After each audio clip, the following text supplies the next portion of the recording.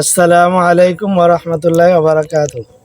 আলহামদুলিল্লাহি রাব্বিল আলামিন ওয়া লা আকিবাতুল লিল মুত্তাকিন। সম্মানিত শ্রোতা মণ্ডলী, আজ আমি আপনাদের সম্মুখে একটি বিষয় নিয়ে আলোচনা করব। বিষয়টি হলো, আমাদের অধিকাংশ সময় বা কিছু কিছু সময় কিছু ব্যক্তির এমনও হয় যে দুনিয়াবি ক্ষেত্রে বা নিজের কাজের সমস্যার কারণে, নিজের কাজের ঝামেলার কারণে মসজিদে গিয়ে নামাজ পড়া আমাদের ততটা সম্ভব হয় না।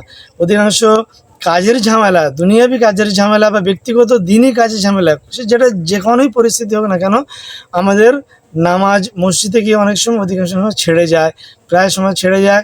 এবার ছেড়ে যাওয়ার কারণে আমরা সেটা মসজিদে যাই না, ঘরে পড়ে নিই। তো এখন কথা হলো, যে ব্যক্তি ঘরে একাকী নামাজ পড়বে, তো ওই ব্যক্তির জন্য ঘরে একাকী যখন নামাজ শুরু করবে, যখন নামাজ পড়বে, সে যে অক্তের নামাজ হোক না কেন, তো যখন নামাজ পড়বে সেই ব্যক্তি ইকামাত দেবে না দেবে না, এইটা হচ্ছে মশলা। ওই ব্যক্তির জন্য মশলা হলো, যদি সে যখন নামাজ পড়ছে তখন তার ইকামত দেওয়া হবে কি না হবে, এটা হচ্ছে মেন মশলা। এখন কথা হলো, যখন দাঁড়াবে মসজিদে, ওর যে গ্রামে বাস করে ওই গ্রামের মসজিদের ইকামাত ওর জন্য যথেষ্ট হবে। কিন্তু ও যদি তকবির দিয়ে নামাজ পড়ে, ইকামাত দিয়ে যদি নামাজ পড়ে, এটা ভালো হবে, উত্তম হবে।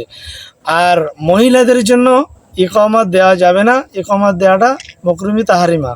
ভালো করে মনে রাখবো, মসজিদের ইকামাতটা ওই ঘরের ব্যক্তির জন্য যথেষ্ট হয়ে যাবে। তবুও যদি তকবির দেয় সেটা ভালো হবে, উত্তম হবে। আর মহিলাদের জন্য ঘরে হোক আর যেখানে হোক, মহিলাদের জন্য তকবির ইকামাত দেওয়াটা এটা মাকরুহি তাহরিমা।